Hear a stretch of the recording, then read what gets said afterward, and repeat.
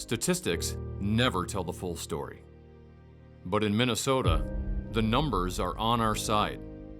Starting with more rinks than anywhere else in the country, the land of 10,000 lakes boasts more than 200 community-owned and operated ice rinks, giving every kid in every town, city, and suburb better access to playing the game,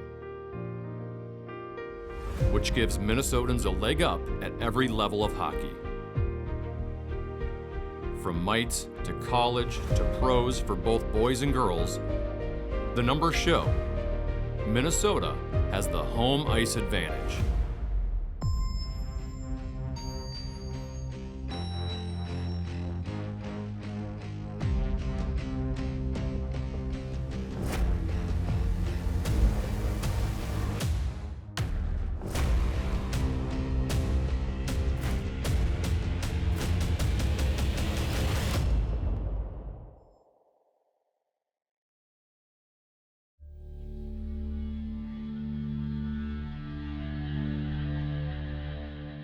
The way that kids grow up playing hockey is much different in the East Coast than it is in Minnesota. Community hockey is just like, it just feels different. Everyone's from the same place. A lot more heart to it, I feel like, because everyone's like doing it for the community, doing it for the coaches. Everyone knows each other. Where in like junior hockey or AAA hockey, it's guys from like all around, well in junior hockey, it's like all around the world even. So it's just like not as tight-knit. I mean, being Illinois, we're going to be a football, basketball, baseball state first. Hockey is kind of climbed into the conversation, but we'll never be like Minnesota where it's going to be #1 and you're born coming out on skates, basically. Growing up in Michigan, as you start playing more intense hockey, like you're traveling to Toronto or Chicago on the weekends, and so those were our family vacations. The State High School Hockey League is something that not everyone gets to do, and sometimes you have to play AAA, sometimes you have to drive 3 hours to play on a team. I know a friend who played in California, and she's like, I had to drive like 3.5 hours to play with the boys. Like I didn't even get to play with the girls. With Massachusetts, they used to be community-based, but they don't have community-owned rinks. So when the folks who owned the rinks needed revenue, they created private teams, non-community based teams, in order to fill their rink up. When you get back east, it can be a rat race. When I coached my son, the worst part of the year was April. Tryouts are in the springtime, and you just pick an association you'd like to play for, or a team, and you go try out, and if you make it, you can say, okay, thank you, and then the next week go to another tryout somewhere else, and if you make that team, then you can decide between the two which one's a better fit for you. Where you're trying to find a place for every kid to play, and all this craziness is going out. You got to sign contracts for your kid to play in this organization. So it leads to teams that are very good and then teams who aren't very good, and so it's a model that eats the competition up.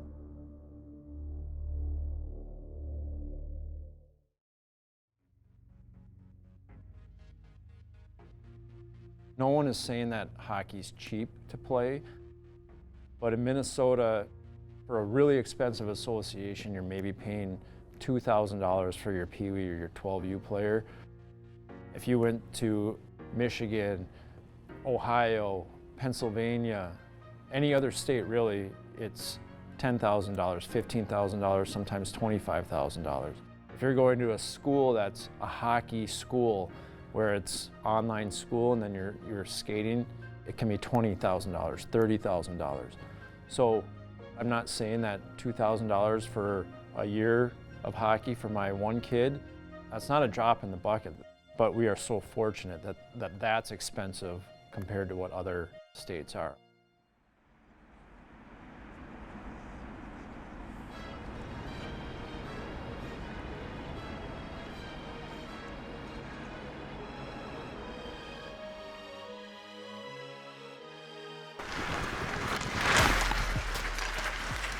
And then you rotate around D to D, weak side stretch press, and you go in. My name is Jason DiMaria. I am a strength and conditioning sports performance coach by trade, specializing in training ice hockey players, and then I'm also a USA Hockey Level 4 certified coach. Rotate to the inside, good. Illinois offers everything from like a learn to play program. You can be as young as 4 to sign up for it. They teach you the foundation, the basic skills to be good enough to then go on to an 8 and under team. It doesn't have to be a travel team, so we have our Northwest Hockey League, which is like our house league. Then we would do the AA travel teams from U8 all the way up to U18 for boys, U19 for girls, and then from there, obviously, you have your AAA teams that are like in any other state. They're supposed to be the best of the best for that birth year or that age group. Then you have the whole junior ranks. The clubs have expanded with various levels. High school hockey has popped up across the board. There's more AAA teams in Illinois now than there's ever been. There's more high school programs, and there's more Tier 2 travel programs. It is an expensive sport. The cost of ice, because of the popularity, it's just a typical supply and demand, is definitely higher than it was. We have a lot of privately owned ice rinks here in Illinois. Like any business, if you're a privately owned ice rink, you have costs. Regular demands that you need, and because of that, there's a budget you got to work with. So it's definitely pricier here than it is in Minnesota, I would say, but I think overall we're pretty competitive to some of the other local states. Foligno on his backhand, drops it back, Merrill scores! Growing up in Michigan, I played in Flint for maybe 2 seasons. There's not as good of hockey in Flint as Detroit, so then we were commuting from Flint to Detroit for hockey a couple days a week, which was a lot for my parents for sure. Yeah, I played for Caesars most of my youth hockey career. Everyone's a little bit different at a certain age, 8, 10, 12 years old, where it kind of like, if you want to be serious about this, you kind of got to get on a AAA team to be seen by some, junior scouts or whatever it is, the OHL, whichever route you want to go. And it becomes pretty political and intense at an early age in Michigan for sure. So I bounced around. I played a year Bell Tire, a year Honeybake, and then settled on like a pretty good coach and a group of guys with Caesars and ran with them from 10 to 16. That's kind of the route, like go to the NTDP and then go to Michigan or State or Western or one of the schools that you have in Michigan there.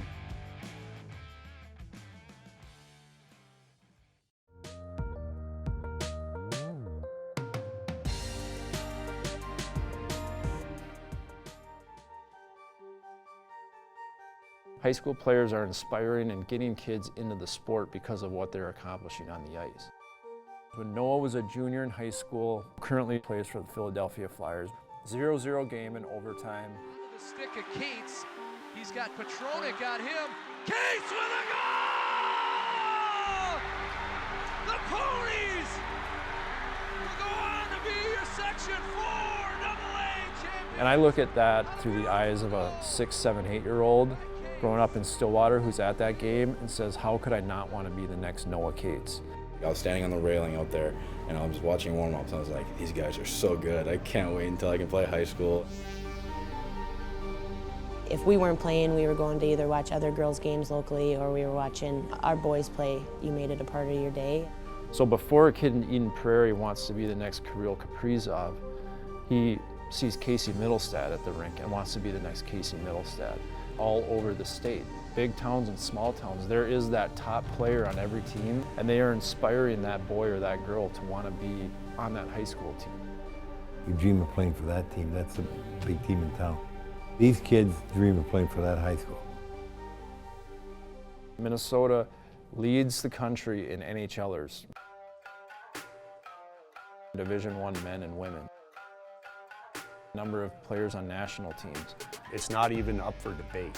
When you look at the number of Minnesotans that thrive. Set a record for 8 and under players for the state and for the country. We had over 19,000 players ages 8 and under.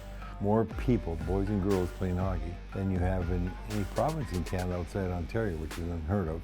So that's a huge sign of success. That means that, more kids will be retained each year, and that will, help every level of hockey. The players that they've produced, pride that they have in Minnesota hockey. It's super deep, the amount of talent there is, size and speed and skill, the sheer numbers. top couple percent of players, you scrape them away, there's still a huge pool of players. If you have more players, the odds of producing more high-end players is better. The output is much greater. Our pyramid effect that we have in Minnesota, like it's you continue to build and build and build and build, and if you're good enough to be able to play at the high school level, that's a pretty big deal. It's not easy to make those teams. There's numbers, it's competitive, and it's a big accomplishment just to get on those teams. But when it comes to girls hockey and women's hockey, we obliterate everywhere else. I played with the boys because there weren't many girls' teams. So it was really in its infancy stages. But I did play boys up until the high school program. It's definitely grown because now there's so many youth teams that they can play on. We're at the point where we have U6 teams. Wondered if we were ever going to be able to have a U8 team. So it's pretty solid now. A lot of kids up here like play boys and they play choice and stuff. I just was never given the option to do that. Taylor's family obviously is a very talented family. Taylor was involved in basketball, but Taylor wanted to try hockey. She's one of the hardest working girls that's ever come through the program, and as you can tell by her success, she still is a very hard working girl.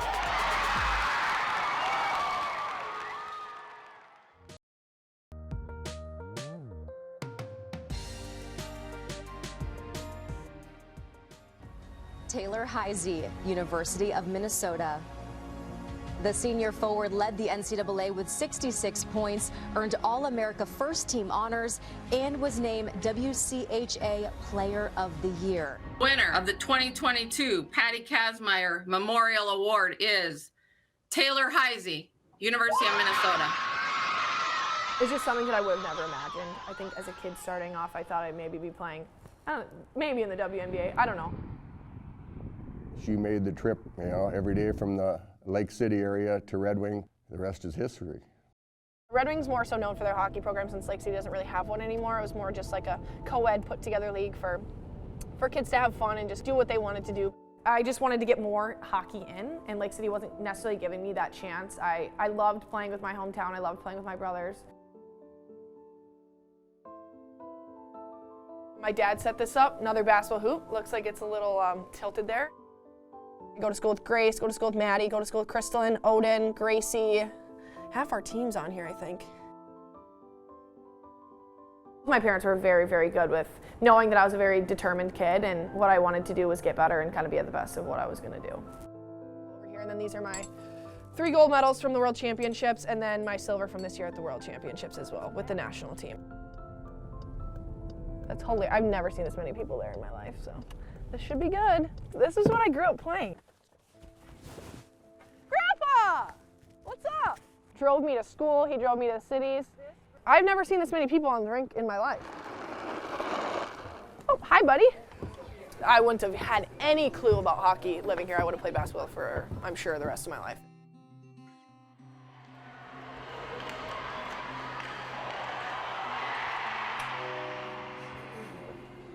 I think this one. Just the want to give back to the community and the people that have, given to you. The ball got rolling and away you go. It's just try and keep up the tradition. Would have been supportive of me if I played hockey or basketball here, so I feel supported by everyone in this place, and it just kind of brings back great memories. Wow! See, I can't do that. I'll tell you that, I can't do that. That's for sure. Do you guys have sticks or no? No? Okay. Do you guys have pucks? Where are my pucks? I have pucks. You have, okay, well we'll go play around a little bit. How did she do it? Taylor Heisey, her second of the game.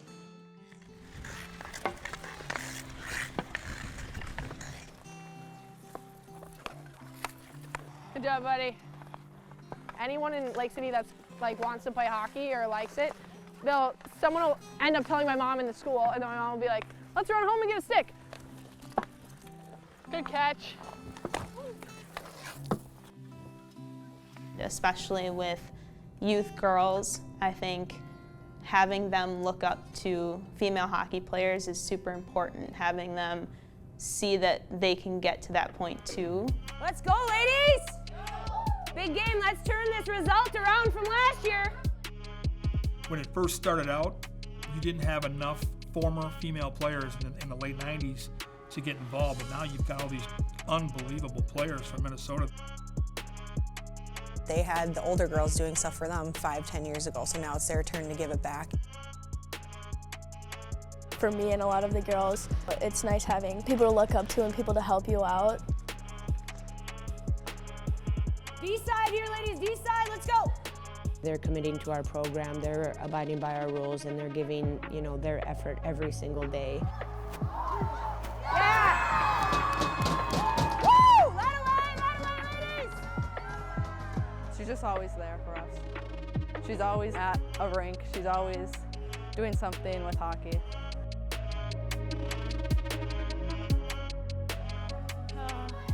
Good job, ladies. Thank you, thank you. Whitecaps game against Montreal. Head out right away. My other coaches take the team back home, and I head to the next rink for the next game.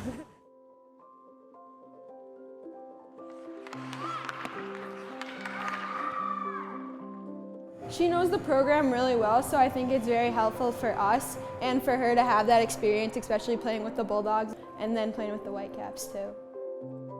They know how much it means to me. It means the same to them. I just have the opportunity to continue to play. I'm gonna be just getting my gear on right away when I get there, so we're getting there. Most of our leagues out on the East Coast, and for us to represent the Midwest over here and have that presence is critical, I think, especially for our state, for these girls to be able to see it.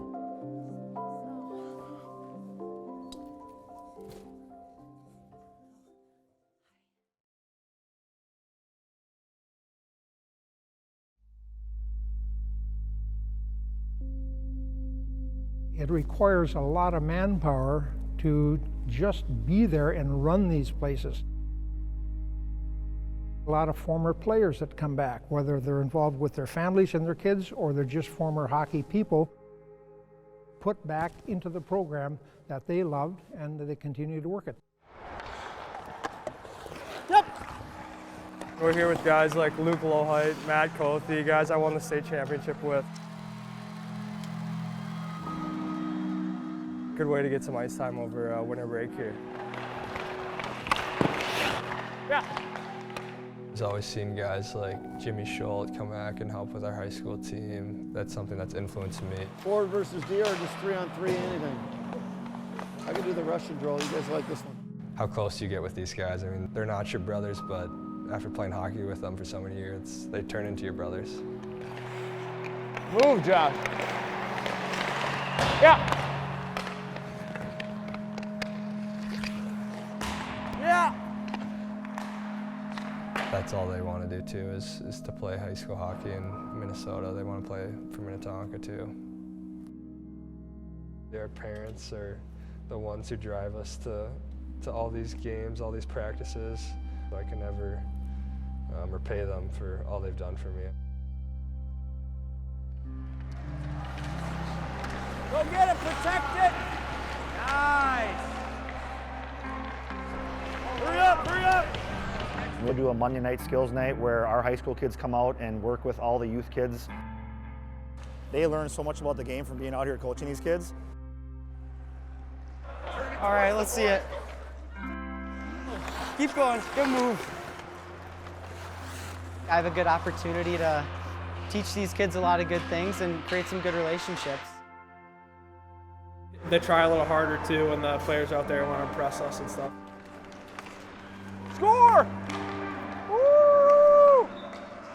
As big of a community as we are, it's a pretty tight ship that we run here, and that's the best part about it, is just being buddies with everybody. Whether it's a new coach that's starting out in the association or a coach that's been here like myself for 11 years, that's the best part about it, is everybody sticks together. We can protect the puck with our body, right? At the end of the day, that's kind of why I love what I do, because When the season starts, I truly believe that our coaching staff spends just as much time with these kids as their parents do.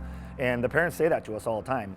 And so it's a good pressure that we feel to like make sure that they're holding themselves accountable, holding their teammates accountable. They get to know some of the high school coaches and players that they see around the rink all the time.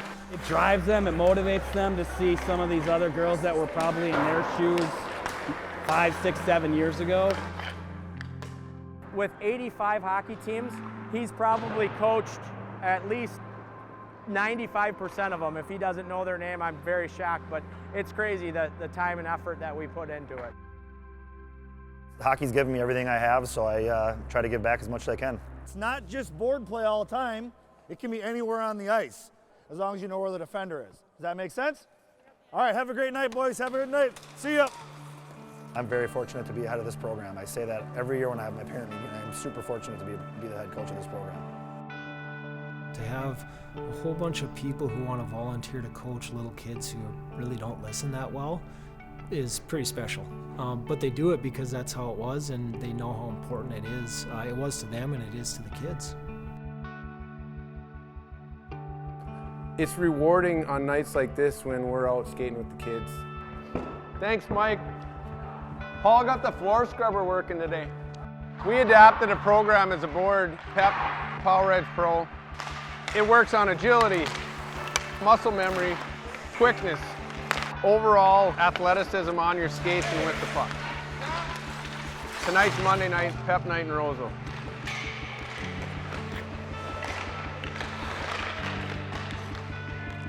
So, I'm gonna pass it to Coach.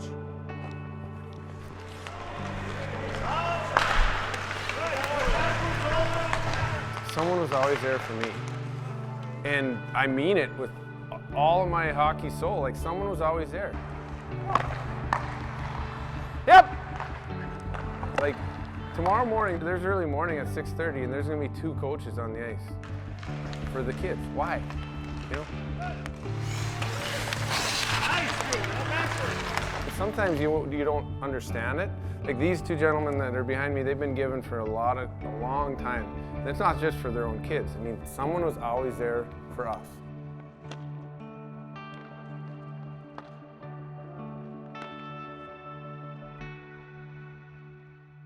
Next on Home Ice Advantage.